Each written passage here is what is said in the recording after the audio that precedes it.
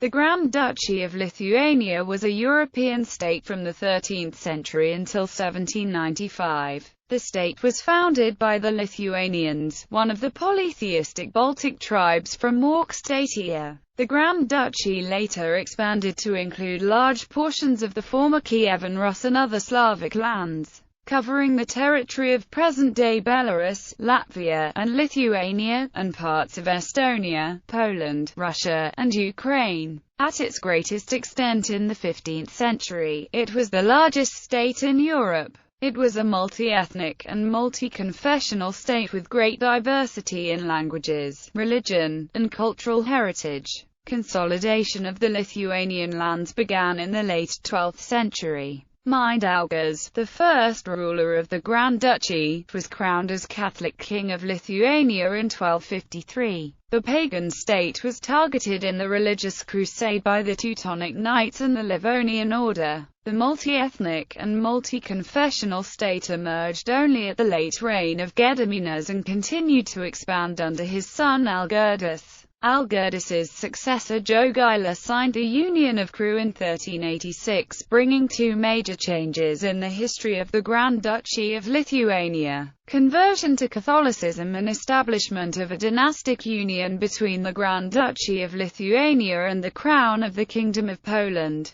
The reign of Vytautas the Great marked both the greatest territorial expansion of the Grand Duchy and the defeat of the Teutonic Knights in the Battle of Grunwald in 1410. It also marked the rise of the Lithuanian nobility. After Vytautas's death, Lithuania's relationship with the Kingdom of Poland greatly deteriorated. Lithuanian noblemen, including the Radvila family, attempted to break the personal union with Poland. However, the unsuccessful Muscovite-Lithuanian wars with the Grand Duchy of Moscow forced the union to remain intact. Eventually, the Union of Lublin of 1569 created a new state, the Polish-Lithuanian Commonwealth. In this federation, the Grand Duchy of Lithuania maintained its political distinctiveness and had separate government, laws, army, and treasury. This federation was terminated by the passing of the Constitution of May 3, 1791, and since then there was supposed to be but a single country, a Respublika Poloniae, under one monarch and one parliament.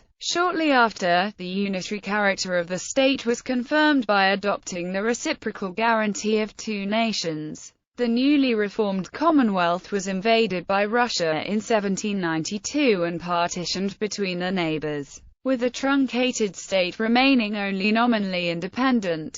After the Kosciuszko uprising, the territory was partitioned among the Russian Empire, the Kingdom of Prussia, and Austria in 1795. Etymology: the statutes of the Grand Duchy of Lithuania name the complete name of the state as Grand Duchy of Lithuania, Ruthenia and Samogitia. The title of Grand Duchy was consistently applied to Lithuania from the 14th century onward. In other languages, the Grand Duchy is referred to as Belarusian, German, Großfürstentum Litouwen, Estonian, Lidusu Urvastiriac, Latin, Magnus Ducatus Lituaniae, Lithuanian, Lietuvos Kunigakstista, Old Literary Lithuanian, Didi Kunigista Lietuvos, Latvian, Liatia or Lietuvis Liel Nazista, Polish, Wielki Kiesta Litewski, Ruthenian,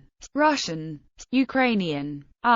History. Establishment of the state. The first written reference to Lithuania is found in the Quedlinburg Chronicle, which dates from 1009. In the 12th century, Slavic chronicles refer to Lithuania as one of the areas attacked by the Rus. Pagan Lithuanians initially paid tribute to Polotsk, but they soon grew in strength and organized their own small-scale raids. At some point between 1180 and 1183 the situation began to change. and the Lithuanians started to organize sustainable military raids on the Slavic provinces, raiding the Principality of Polotsk as well as Pskov, and even threatening Novgorod. The sudden spark of military raids marked consolidation of the Lithuanian lands in Aukštaitija. The Livonian Order and Teutonic Knights, crusading military orders, were established in Riga in 1202 and in Prussia in 1226. The Christian orders posed a significant threat to pagan Baltic tribes and further galvanized the formation of the state.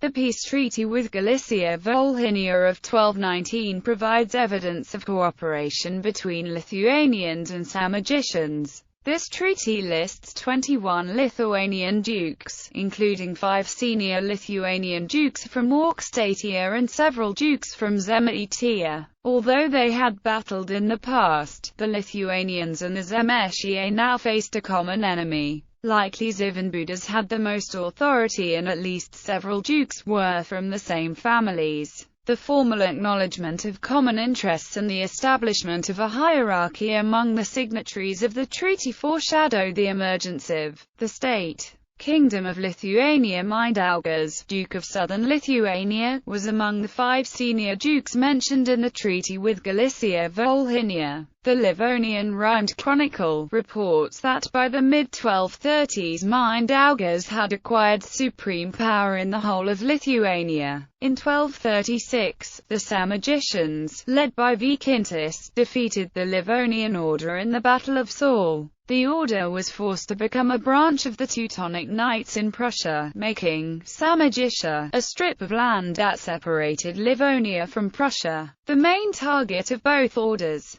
The battle provided a break in the wars with the Knights, and Lithuania exploited this situation, arranging attacks towards the Ruthenian provinces and annexing Novgorod and Rodna. Belarusian historians consider that Mindaugas was invited to rule Novgorod and that the union was peaceful. In 1248 a civil war broke out between Mindaugas and his nephews Tautvilas and Edvidas. The powerful coalition against Mindaugas included Vykintas, the Livonian Order, Daniel of Galicia, and Vasilko of Volhynia. Mindaugas, taking advantage of internal conflicts, allied with the Livonian Order. He promised to convert to Christianity and gift some lands in western Lithuania in exchange for military assistance against his nephews and the royal crown. In 1251 Mindaugas was baptized and Pope Innocent IV issued a papal bull proclaiming the creation of the Kingdom of Lithuania. After the civil war ended, Mindaugas was crowned as King of Lithuania on July 6, 1253, starting a decade of relative peace.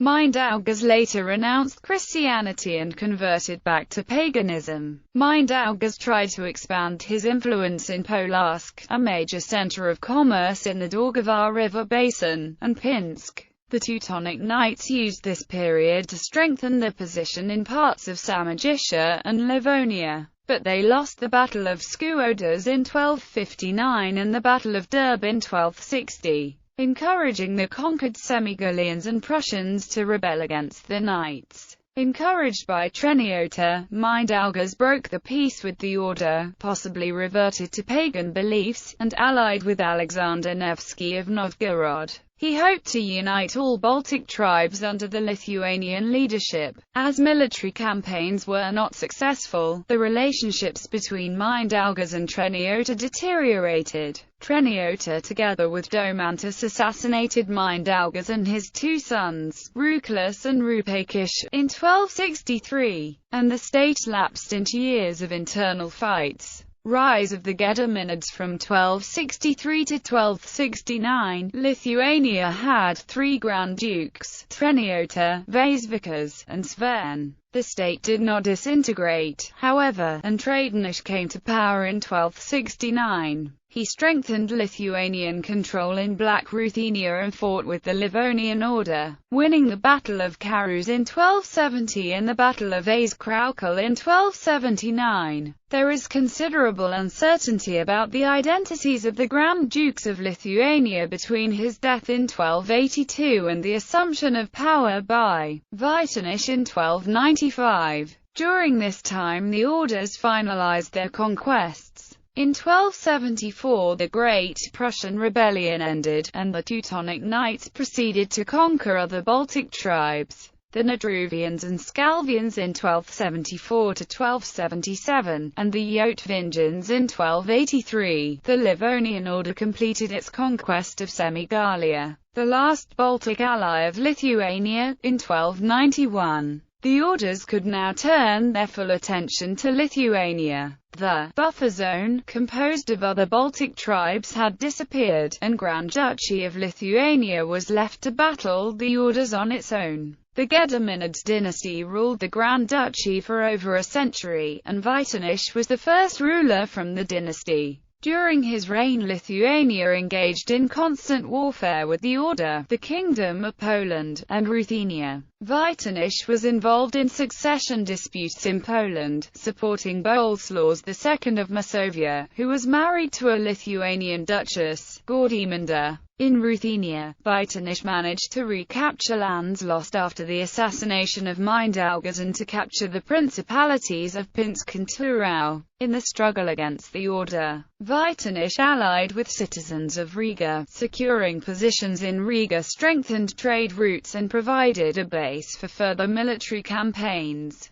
Around 1307, Polotsk, an important trading center, was annexed by military force. Vytanish also began the construction of a defensive castle network along the Neman River. Gradually this network developed into the main defensive line against the Teutonic Order. Territorial expansion. The expansion of the state reached its height under Grand Duke Gediminid, who created a strong central government and established an empire that later spread from the Black Sea to the Baltic Sea. In 1320, most of the principalities of Western Rus were either vassalized or annexed by Lithuania. In 1321 Gediminid captured Kiev, sending Stanislav, the last Ruriki to rule Kiev, into exile. Gediminid also re-established the permanent capital of the Grand Duchy in Vilnius, presumably moving it from Trakai in 1323. Some researchers, such as Maciej Strykovsky, claim that Novorudok was the capital of the 13th century state.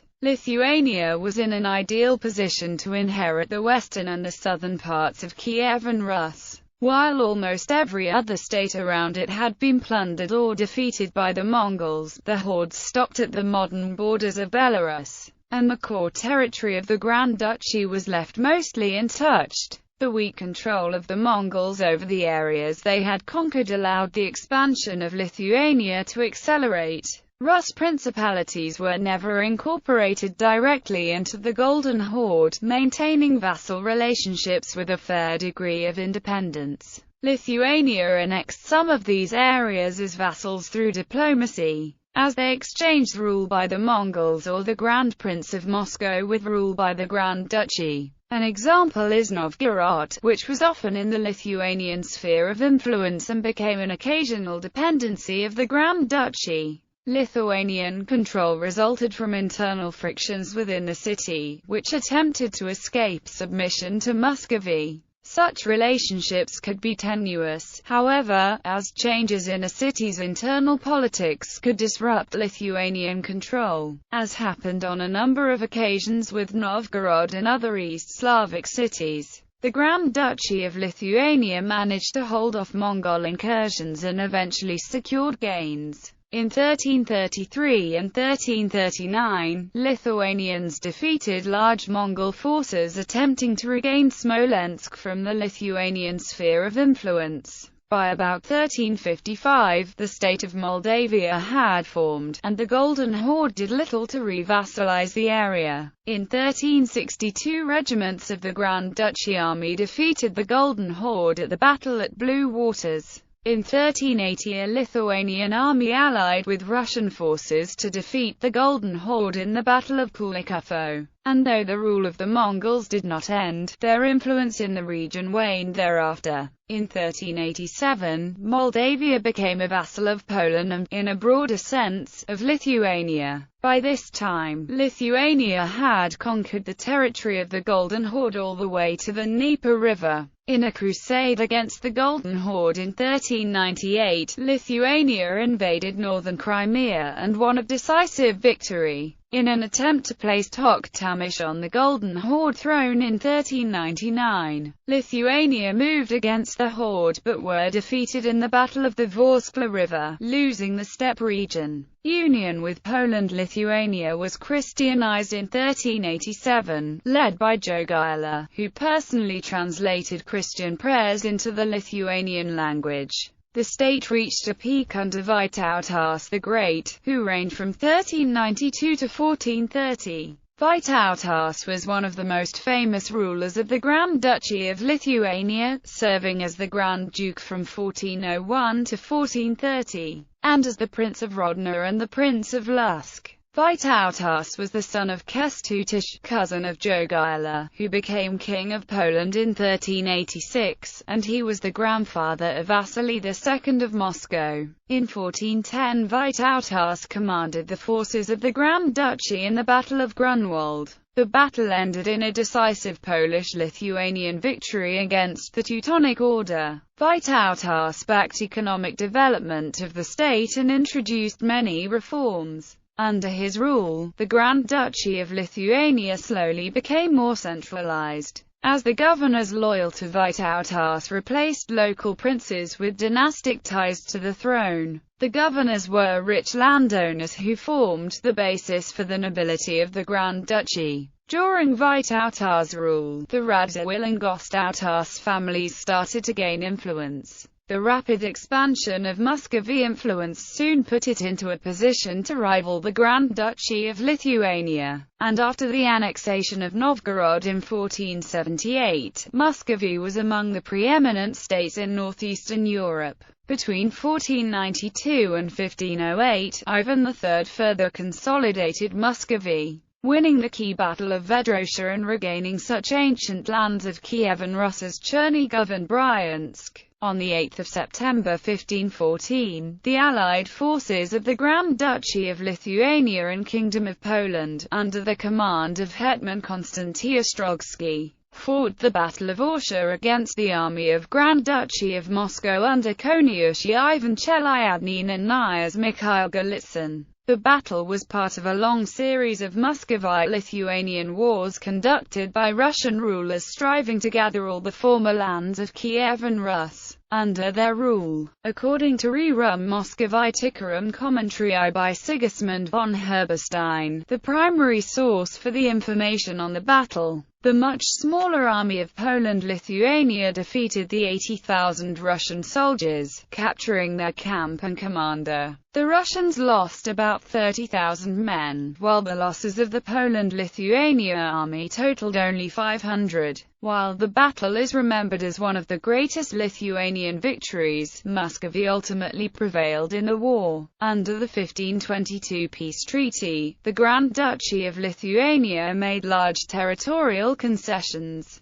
Polish-Lithuanian Commonwealth. The loss of land to Moscow and the continued pressure threatened the survival of the state of Lithuania, so it was forced to ally more closely with Poland, uniting with its western neighbour as the Polish-Lithuanian Commonwealth in the Union of Lublin of 1569. During the period of the Union, many of the territories formerly controlled by the largely Ruthenianized Grand Duchy of Lithuania were transferred to the Crown of the Polish Kingdom, while the gradual process of Polonization slowly drew Lithuania itself under Polish domination. The Grand Duchy retained many rights in the federation until the May Constitution of Poland was passed in 1791. Partitions and the Napoleonic period. Following the partitions of the Polish-Lithuanian Commonwealth, most of the lands of the former Grand Duchy were directly annexed by the Russian Empire rather than attached to the Kingdom of Poland, a rump state in personal union with Russia. However, in 1812, soon before the French invasion of Russia, the lands of the former Grand Duchy revolted against the Russians. Soon after his arrival to Vilnius, Napoleon proclaimed the creation of a commissary provisional government of the Grand Duchy of Lithuania, which in turn renewed the Polish-Lithuanian Union. However, the union was never formalized, as only half a year later Napoleon's Grande Armée Qt was pushed out of Russia and forced to retreat further westwards.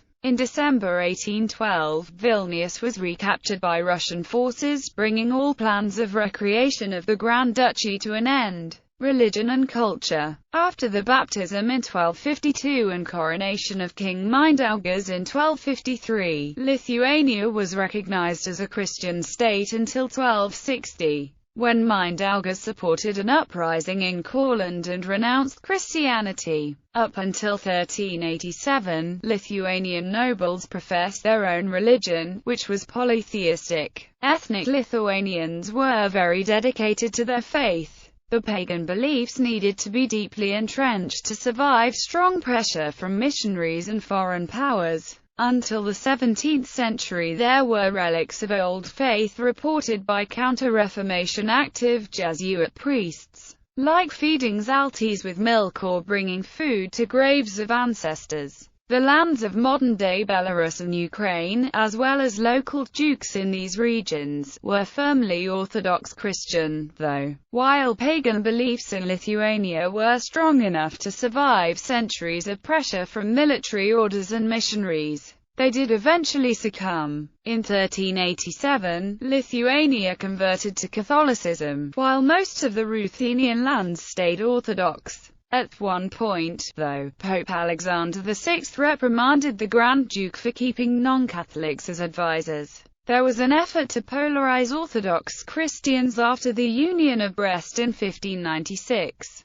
by which some Orthodox Christians acknowledged papal authority and Catholic catechism, but preserved their liturgy. The country also became one of the major centers of the Reformation. In the second half of the 17th century, Calvinism spread in Lithuania, supported by the families of Radziwiłł, Chodkiewicz, Sapieha, Dorohoshtaysky and others. By the 1580s the majority of the senators from Lithuania were Calvinists or Socinian Unitarians. In 1579, Stefan Batory, King of Poland and Grand Duke of Lithuania, founded Vilnius University, one of the oldest universities in Northern Europe. Due to the work of the Jesuits during the Counter-Reformation, the university soon developed into one of the most important scientific and cultural centers of the region and the most notable scientific center of the Grand Duchy of Lithuania. The work of the Jesuits as well as conversions from among the Lithuanian senatorial families turned the tide, and by the 1670s Calvinism lost its former importance, though it still retained some influence among the ethnically Lithuanian peasants and some middle nobility, by then thoroughly Polonized.